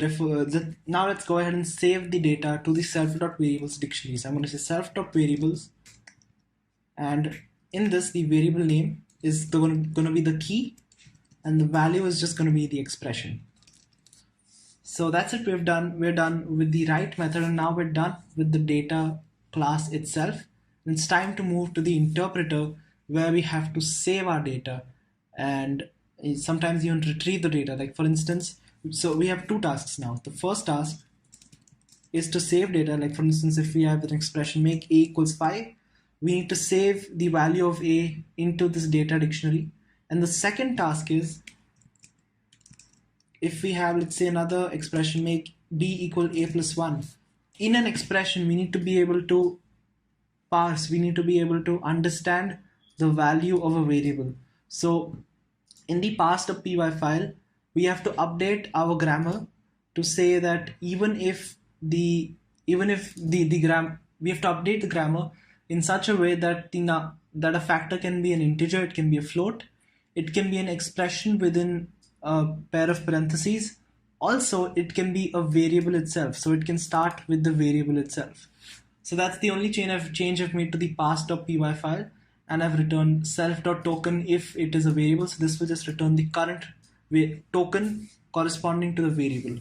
So that's it in the parse.py file, and now we need to work with the interpreter.py file, modify it so that we can be able to create new variables and read from the data.py file when necessary during these expressions, during the computation of such expressions. So for all of that and more, I'll see you in the next section. So now in the interpreter.py file, I'm going to treat the equal symbol similar to a binary operation. There's a left part and there's a right part, and we have to do some action with the operation. The action being we have to set the left hand side equal to the right hand side, and we have to save the data in the data.py file. So how are we going to do this? We can't make an elif and put it over here, because we'll face problems in line 22 and 23 because they are reading the data as floats or integers, but now these are variables. So before we hit line 22 and 23, we have to compute the variable assignment. So over here I'm going to say if the operation of value is equal to an equal symbol. Now in this case, what I'm going to do is I'm finally going to update the in over here. I'm going to replace the question mark with the actual data type. Notice that the right type is already computed. We've already computed the type of the right hand side, which is the expression. So once we've computed the expression, like for instance, let's say the expression is make a equals 5. The right hand side is the expression. The type of that is already computed in write.type, and in write_type stores that in a string format. So over here, instead of, the first thing I'm going to do is I'm going to update the variables type. So how am I going to do this? I'm going to say left.type. Remember, left refers to the variable itself, the token for the variable. So I'm going to say left.type, referring to here. So left.type, I'm going to update that left.type, and I'm going to update that to equal var, and then within the pair of parentheses I'm going to put in the type of the right hand side, which is the expression. So if the expression is an integer, is the type of an integer, the type of the variable will also be integer. So over here I'm going to set it to write_type. So there we go. That's the first thing I'm going to do. I'm going to update the left.type, and the next thing I'm going to do is I'm going to write to the data.py file. So how am I going to write it? I'm going to say self.data.write, and remember we had two parameters, the variable and the expression. So the variable, we'll just have to pass it as is, so the variable token, and the expression, I'm just going to pass that as is as well. So the expression will also have a type of a token, because remember, in computing a binary, we return, so because these expressions are sublists, so even they have to be computed first. And in computation of a binary, we return an integer or a float, and therefore even the right expression is not just a number, it is a type of token, either of integer or either of float. So that's it. We're going to write the data to the dictionary in the data class, and once we're done with that, I'm going to test this. So we haven't completed task 2 yet, reading variables, but we have the ability to write to variables. So now let's see, and just to see if it works or not, I'm going to return something. So after we write, I'm going to return the read all. So I want to see the updated variables list, updated variables dictionary. So to do that, all I'm going to do is I'm going to return self.data.read_all. So let's save it, and I'm going to go to shell.py now, and I'm going to run this. So if I do make a equals 5, there we go. We have a dictionary. If I do make b equals 10, that too will work. This is the variable name, and this is not a number. Don't be deceived by it. That's just because we have set the __ representation as a string of the value. It's not a number. Instead, it is the token class. It's the instance of the token class. It's the instance of the integer or float class. So that's how we can create new variables. Now let's learn how we can read new variables so that we can even parse expressions like make b equal a plus 1. So to do that, I'm going to go back to our interpreter.py file. And remember, we have made the exception of variables as factors. We've coded that part in the parse.py file. So now let's go ahead and do part 2. Let's handle challenge 2. In an expression like a plus 1, where we have to compute a variable, we need to create a new method to read from a variable. As of now, in lines 27 and 28, we can compute methods. We can compute an integer and a floating point number using these two methods which are highlighted. But we need to create a new method for reading a variable. So let's read var and self, and this will take in the ID. So when we're calling it, left.value corresponds to the variable's name. So ID is what I'm referring to as the variable's name. Now the variable itself is equal to self.data.read, using this ID, because in this data.py file we assigned the variable, the variable name is the key, and the value we assigned it to be the expression, and the expression is an instance of the classes integer or float. So right now we have the variable, instance of integer or float. Now we need to extract the type. So in integer the type is int, and in float the type is float. So we need to extract that. So I'm going to say variable underscore type is equal to variable dot type. So now we've extracted the type from that token. Remember over here we saved the token, and the token could be integer or float. Now using that value I'm extracting the type of the token, whether it's integer or whether it's float. And now from the read underscore var method I'm going to call read underscore int and read underscore float. So over here I'm going to say get attribute. From this self itself I'm going to say read, and I'm going to input variable underscore type as our variable in this string inside of here. So we're going to embed variable underscore type in this string over here. And so we now need to call it, and we'll call it using the variable's value itself. So what is the value of the variable? That is equal to variable. So over here it's equal to variable dot value. Value corresponds to whatever that expression evaluates to. Type corresponds, so value corresponds to whatever that expression evaluates to. Type corresponds to the type of that expression, whether it's integer or whether it's float. So that's it. So now we have the get attribute function. We're calling the get attribute function, and from the get attribute function we're calling the read underscore int and read underscore float methods. Now I'm just going to return this, and hopefully this should work now. So if I save, and just one more change I need to do here, just one more change is in, let's look at line 33 and 34. Left underscore type in this case, let's say it's a variable over here. So what will left underscore type be equal to? It'll be var int. It will be equal to var int. But the method's name is underscore var. It's not equal to var underscore var int. So how do we handle this situation? So I'm just going to say left type. We're going to make it equal to variable. The type will be equal to variable if the string starts with variable. So even if the type is this, I'm going to assign even if type is var int, I'm going to assign the type to be equal to var, so that when we reach line 34 and 33 and 34, read underscore var is called and not read underscore var brackets int. So this is what I'm going to do. I'm going to make the type var instead of var int or var float, whatever. If it starts with var, else it's just a normal number, and in that case I'm just going to return the type, left dot type. And similarly I'm going to copy this, paste it over here. We have to do right this time, and let's save, and hopefully it works this time. So now I'm going to clear everything. Let's test our program out. So I'm going to run it. Let's make a equal to 5. I'm going to make b equal to 10, and then I'm going to make c equal to a plus b. And there we go, c is equal to 15, and our program is successfully working.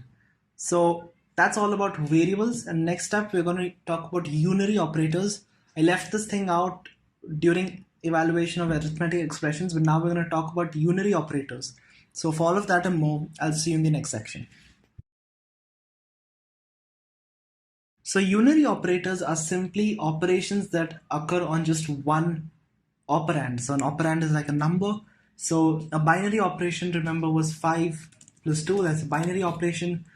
The first operand is 5, second operand is 2. You have two operands and one operation. So 5 plus 2 is a binary operation. A unary operation is something like plus 5, or it's something like minus 5. So something like plus 5 or minus 5. So to handle such unary operations, I'm going to change the factor a bit. I'm going to modify this factor method a bit to accept even an operation. So a factor can now be equal to an integer. It can be equal to an expression inside a pair of parentheses. It can be equal to a variable. It can also be equal to an operation plus another integer. So over here I'm going to do elif self.token.value, or let's do type. if it's equal to op, if it's an operation, what do you do in this scenario? In fact, I'm not just going to do operation, I'm going to, because in the lexer.py file, we defined even the equal sign to be an operation. So rather than doing that, I'm just going to use plus and minus, because those are the two possible unary operations you can have. So here, if it's plus, or if self.token type is equal to minus. In this scenario, I'm going to first store the operation. I'm going to do operator equals self.token. Then I'm going to self.move, and then I'm going to do operand is equal to self.factor again. So if it's an integer, it will just return self.token, and we get the operand as, let's say, +5. Plus will be the operator, and then operand will be self.factor. We'll go back here and say 5 is an integer, so we get 5, and +5 will be the operator plus operand. Now finally, I'm going to return an array, operator, operand. Instead of using 3 items in one array, now we're going to have only 2. This is a unary operation, the operator and the operand. And we need to handle this special case in the interpret method. Over here, I'm going to say if the tree is an instance of a list. First of all, it has to be an instance of a list. So I'm going to say if tree is an instance of a list, and after that, and the length of the tree is equal to 2, which means it's a unary operation, only the operator and the operand. In that case, what I'm going to do is I am going to compute it. Now I'm going to compute the unary operation. I'm going to say return self.compute underscore unary, and the operator will be tree 0, operand will be tree 1. So let's define compute unary.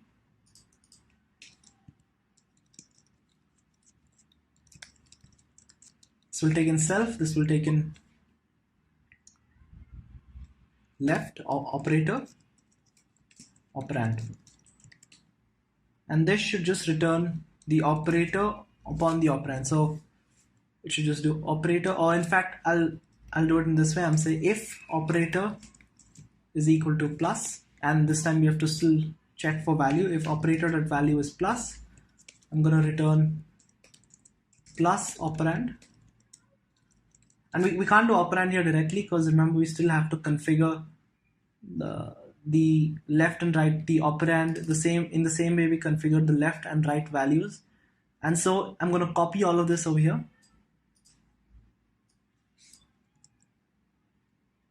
It can be equal to a variable as well, plus a, for instance. So it's just going to be for the operand this time.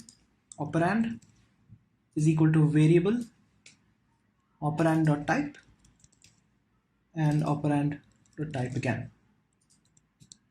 So one final thing, I'm going to read operand again.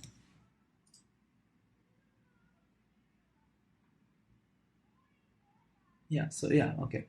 So let's do operand and operand. So there we go. Now elif the operator dot value is minus. In that case, I'm going to return minus operand. So now let's run this function. So I'm going to say in this scenario return compute unary. So this should work. And one more exception is, let's say we just input a number like 1, or let's say we input a number like 2. We can't handle that right now because we are assuming there is a valid binary operation. There is an operation. But there is an exception where the user just does not have any operations, just one number inputted. In that scenario, I'm going to do elif, let's say elif not is instance of list. If it's not even a tree, in that case, I'm just going to return the tree. So if it's not a list, like for instance, if the only input is the number 1, the input is the number 1, in that case, our tree will look something like this. It'll just look like the number 1, but instead it's actually the integer class. So it's the integer class with type of int, and value 1. So it won't be a list, it'll just be this one value over here. So if it's not an instance of a list, that means the user has just inputted the value 1 or the value 2, has just inputted the number. In that case, I just want to return that out because you don't have any operation to do. Else, if none of these are true, we are going to do our usual binary operation. So let's delete, and this is the unary operation, and this is no operation.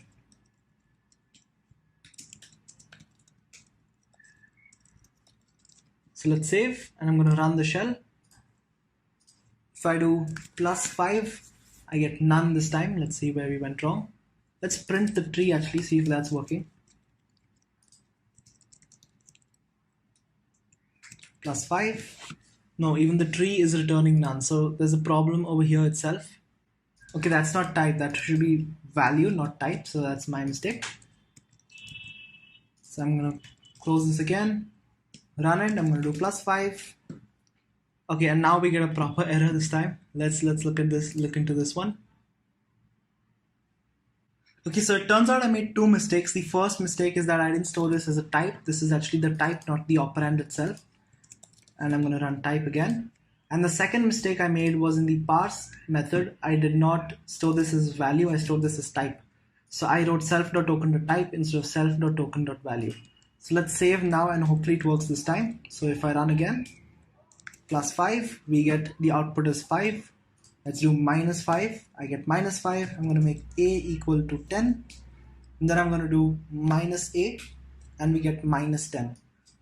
So that works now. We've computed unary operations and we've also handled the scenario where we have no operation. Like let's try no operation, just the number 1. We get 1 outputted. So now that we've computed unary, binary and no operations, we're effectively done with arithmetic. We can do complicated arithmetic as well, and we can handle variables, we can store them, we can read from them. And now we've covered most of the basics. We have some additional functionality to add, but it'll be really easy now since we have the basic foundation mapped out. So now let's move on to the next section. So in this section of the course, we'll be talking about comparison operators and Boolean operators. Now, Boolean operators, we've talked about this way back in the start of the course, where we talked about logic gates, and we said that there are 3 main Boolean operators. That's the AND gate, the OR gate, and the NOT gate.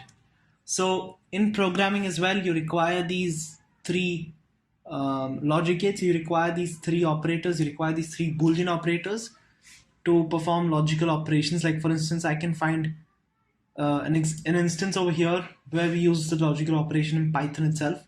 So it only seems logical to give these operators to your users who will be using our programming language, so for them to allow them to create more useful and logical code.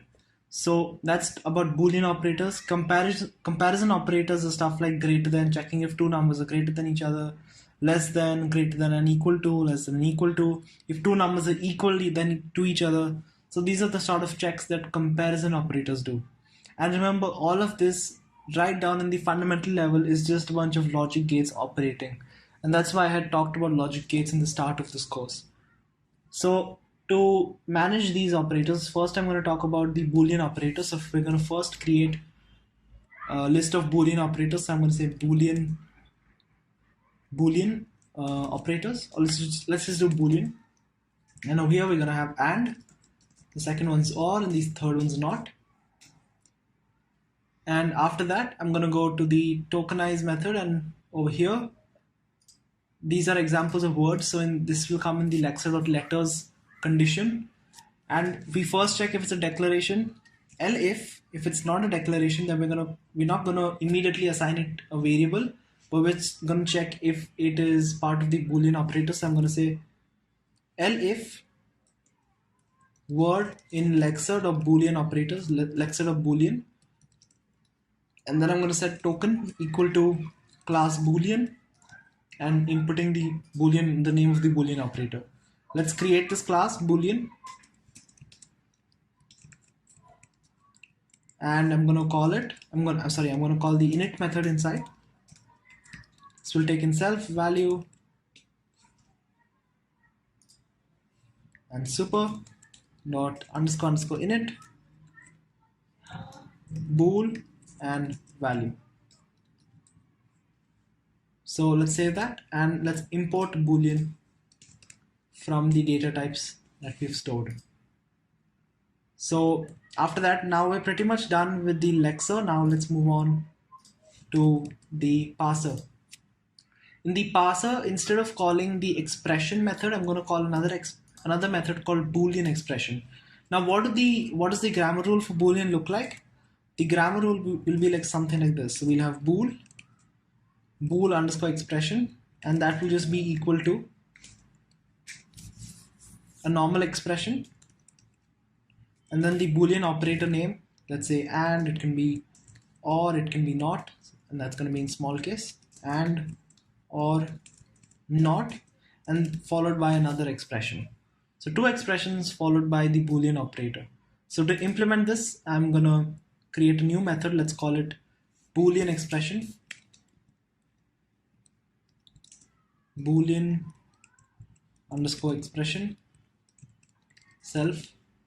So left underscore node equals self dot expression, then while the current token, same thing over here, and we're doing a lot of copy pasting, so it seems logical now to assign this same boilerplate code, this basic code, as its own method, and then we call that method every single time instead of rewriting all of this code, which kind of gets a bit messy now. We've already done it thrice. So now after I create the boolean expression and the comparison operator expression, I'll be wrapping all of this code highlighted over here. I'll be wrapping all of this code into its own new method, and we'll call that method using in the boolean expression, in the normal expression method, in the term method, and so on.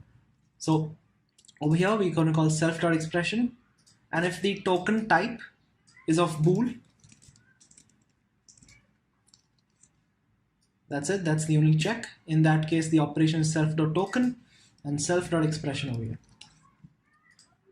So let's save, and I'm going to check if this works in the parser itself. So I'm going to comment out the interpreter. Okay, it's already commented out, and I'm going to run this. Okay, I'm going to run the shell. If I run, and now let's do the boolean operator 5 and 6. You see that works. Okay, it's only it did not work. So type bool, left underscore node is self.expression. So the token, it seems to be working in the token. The token seems to be working well. The problem comes in parse. Okay, that's because we haven't called bool underscore expression, my bad. So wherever we've called expression now, self.expression, wherever we've called that, we're going to replace that with bool.expression. So over here, I'm going to say self.bool underscore expression. So let's replace it.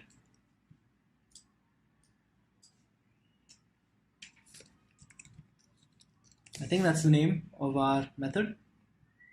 Yes, it is boolean expression. So let's replace the first one. Second one, let it be like that. Third one, let it be like that. And let's replace this one as well. And this one as well. So there we go. I think, okay, there's one more remaining. So I think that's it. I'm going to save now. And I think it should work this time. So let's go to the shell. Let's run. Let's run again. And I'm going to do 5 and 2. That works. Let's say if I do 5 plus 3 or 7 plus 6, and these operations don't mean anything as of now. They only make sense when combined with the comparison operator. So over here you see we get 5 plus 3, or is the boolean operator 7 plus 6. And notice I've given this lower precedence over the other operators. I want this to be done last, because that's how you do it. You don't want to do 3 or 7 and then the addition. That doesn't make any sense. You want to give this the lowest precedence. So now let's move on to the conditional operators. So I'm going to say conditional, or why do I keep saying conditional? It's comparison. comparisons, list of comparisons, and then the first one will be greater than, next one will be less than, third one will be greater than and equal to, fourth one will be less than and equal to. And to check if two things are equal, in Python it's done as equal equal, but in our programming language it's going to be question mark equal, because I think that makes more sense. We're checking if it's equal or not, so we use a question mark. So now we need to create another variable, special characters, and only if the character is in the special characters do we check if it's in the comparisons list. So it's going to be greater than, less than, equal, question mark. So these are the four possible special characters. Now let's go over here and I'm going to say elif self dot character. Yeah, elif self dot character in lexer dot special characters. In that case, I'm gonna make the comparison equal to an empty list for now. Comparison operator. Let's do comparison operator. And over here, I'm gonna say while self dot character is in lexer dot special characters and self dot index is less than the length of the text. In this case, I'm gonna add the current character and then I'm gonna move. And finally, I'm gonna say self dot token is equal to, this time it's not gonna be a boolean, it's gonna be a comparison. So comparison. And we're gonna feed in the comparison operator over here. Let's create that as well.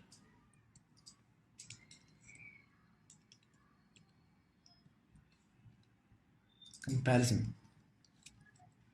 And I'm going to call this comp is the data type. So let's import that finally, comparison, save, and hopefully it works now. So I'm going to go back to the parse.py, and remember where in Boolean expression we called expression. Now we're going to call comp expression, the comparison expression, and comparison too is pretty similar. In a comparison, comp underscore expression, that's just equal to an expression greater than or equal to, less than or equal to another expression. You get the idea. All of the comparative expressions, so we add a pipe in front of each of them and all of them together and followed by another expression. So here I'm going to create one, define comp underscore expression. So we'll take in self, the left node will be self.expression. And now we need to change this to make it comp underscore expression and comp underscore expression. Left node equals self.expression, and while self.token dot type is comp, same thing, I'm going to copy this.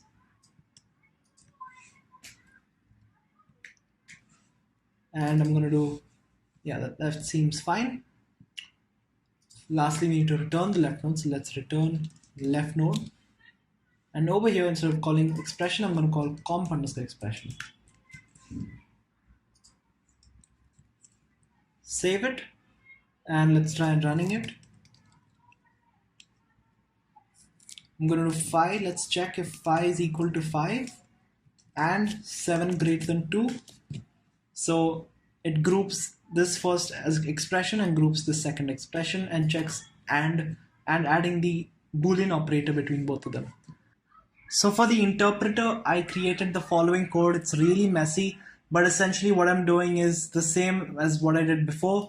If left is greater than right, I'm going to output 1, which stands for true. Else I'm going to output 0, and I'm going to continue for this for all of the binary operators except not.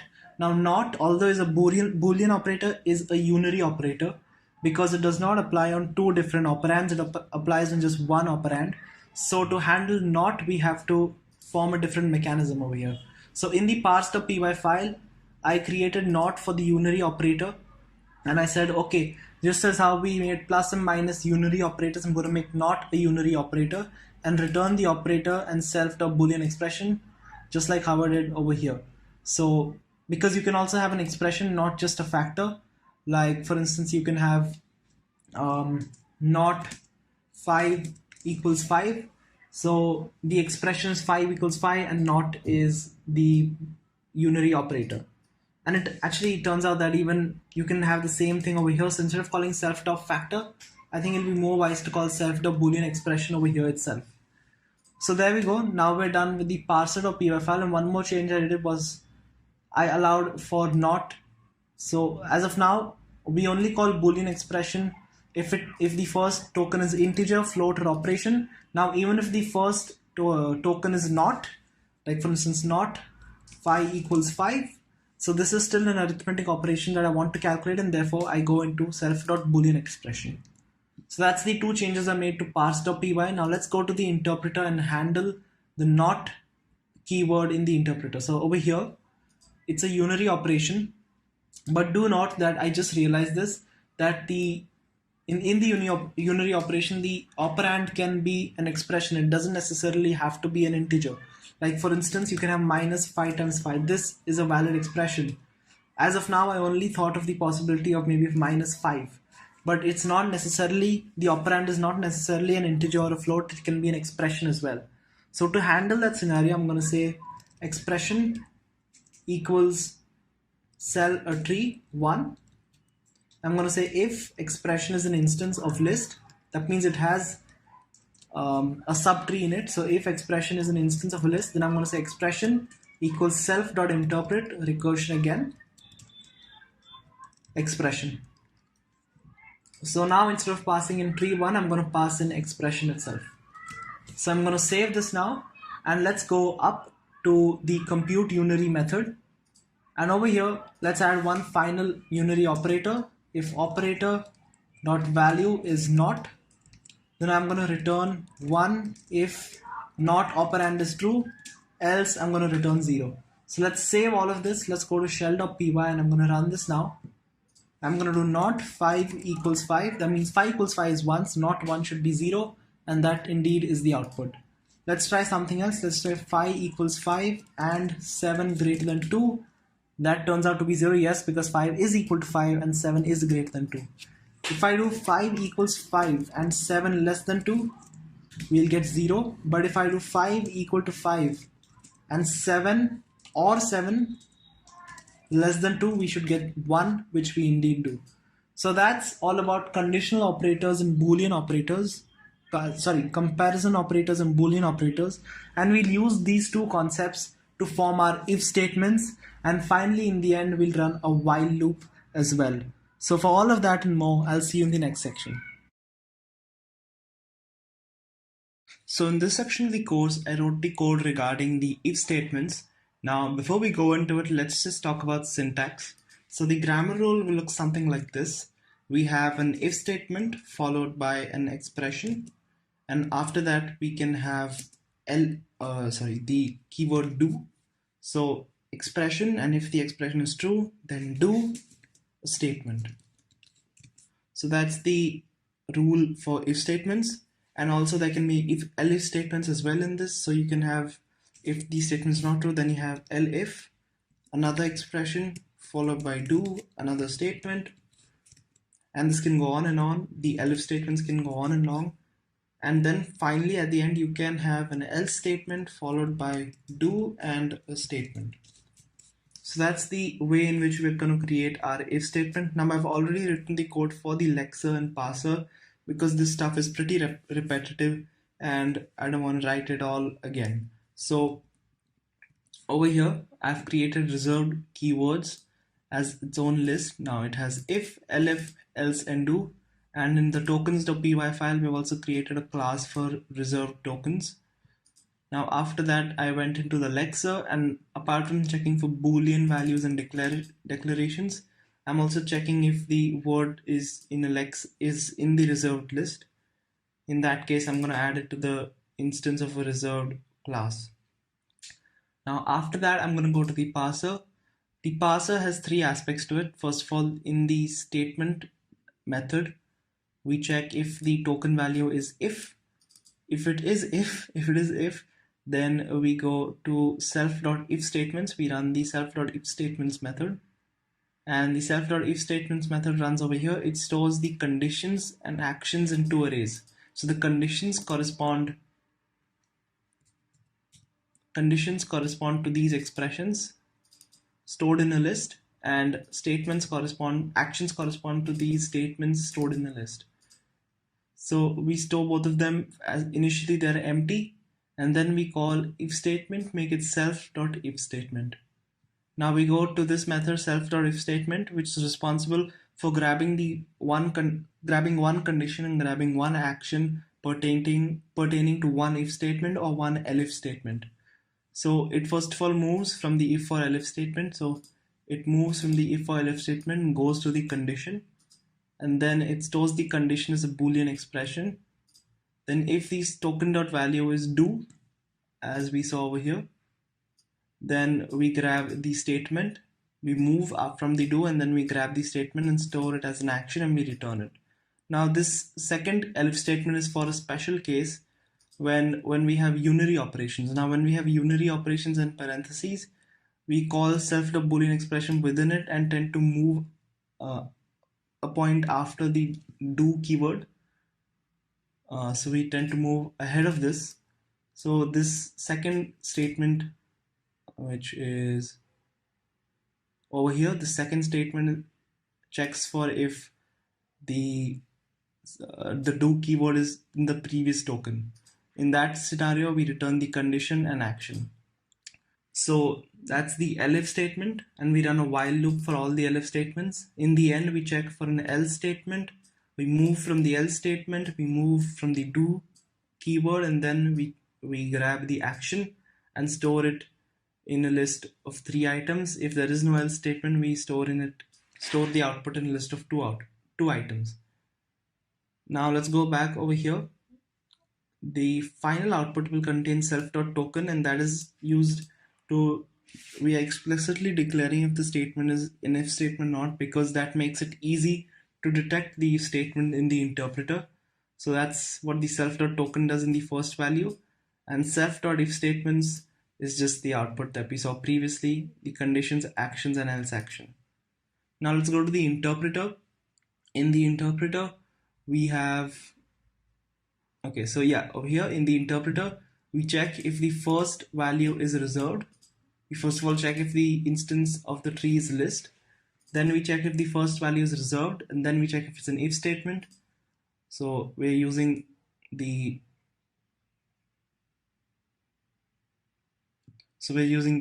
first item over here. We're checking if it's reserved, we're checking if it's an if statement.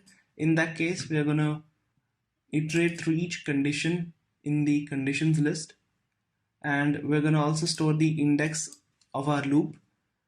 Then we're gonna interpret the condition, and if the evaluation turns out to have a value of 1, then in that case we're gonna use the corresponding index and match the action using that corresponding index, and we're gonna interpret that action. Finally, if the length is 3, that means that there is an else statement. I'm gonna interpret that else statement. And even if both of those conditions fail, that means even if there's no else statement and the if conditions fail and the elif conditions fail, in that case I'm just going to break out and return. So that's pretty much it. I noticed one error I had made beforehand, is that in the compute unary method I've forgotten to return the output in the form of an integer or a float, and I updated that as well.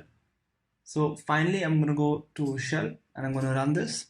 We can have expressions like if 5 is greater than 2, to make a equal 3, and you see we get a equal to 3, and this is in fact printing from here. So let me just delete this evaluation print. So let's control C clear. I'm going to do if 5 is greater than 2, do make a equal to 3. We get a equal to 3. If 5 is less than 9 or 7 is greater than 3, do make a equal to 6. We make a equal to 6. If 5 is greater than or equal to 5, do make a equal to 9. A becomes 9. If, let's see, if a is equal to 9 and 7 is greater than 3, do make b equal to a plus 1, and b becomes 10. So that's the if statement covered, and with that we have completed if statements, variables, and expressions. So in this section of the course, I created the while loop, and first of all, I modified the lexer. And before we do that, we need to think about the grammar rule, and this is how it looks like. It's similar to the if statement where you have a while, the while keyword, followed by an expression, followed by do, followed by a statement. So I just added while to the reserved list, and that's it to the lexer. Now I move to the parser. In the parser, apart from the if statement check, I also need to check if it's a while statement, and I need to return accordingly. I'm returning a while statement over here, so self.while statement. So I move from the while keyword, I move to the expression, and then over here I store the expression as a condition. Then if the value equals do, if the next value is equal to do, in that case I'm going to move, and then I'm going to store the action, and then I'm going to return this list. And again, for that special case, when you're using unary operations, you kind of move ahead because you call Boolean expression within the factor method, and that's why I need to add this additional check over here. So that's it in the parser. Now let's move on to the interpreter. So the interpreter, remember we had the check for if the value is an if. Now let's check if the value is while. Then these are just some checks. All right, there we go. Now we check if the value is while. In fact, I don't even need this action over here. So then I store the condition self.interpret 310. That is the condition that we passed from the parser to the interpreter. Then while the condition.value is 1, that means while that condition is true, I'm going to do the action and print out the response. So self.interpret the action. Then again, I'm going to update the condition, because if I don't do this, the condition won't get updated. And I'm going to update the condition, and then again we're going to go into the while loop and check if the value is 1. So with those changes, let's go ahead and run the shell.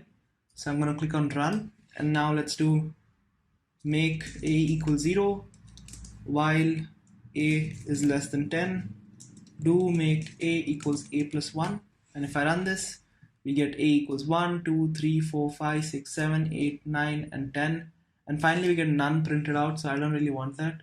So I'm going to go to the shell, and I'm going to say if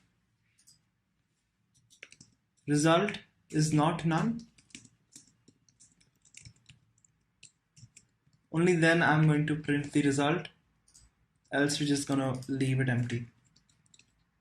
So let's do make a equals 0 while a is less than 10, do make a equal to a plus 1, and that gives our correct response over here. And as you can see, it converts it to floating point numbers for some reason, and these are just some minute details that are a bit buggy in our code. It's not 100% foolproof. It's not as good as the modern programming languages, but the goal of this course was to teach a few concepts and create a simple programming language which can compute arithmetic operations and also some additional functionality as well.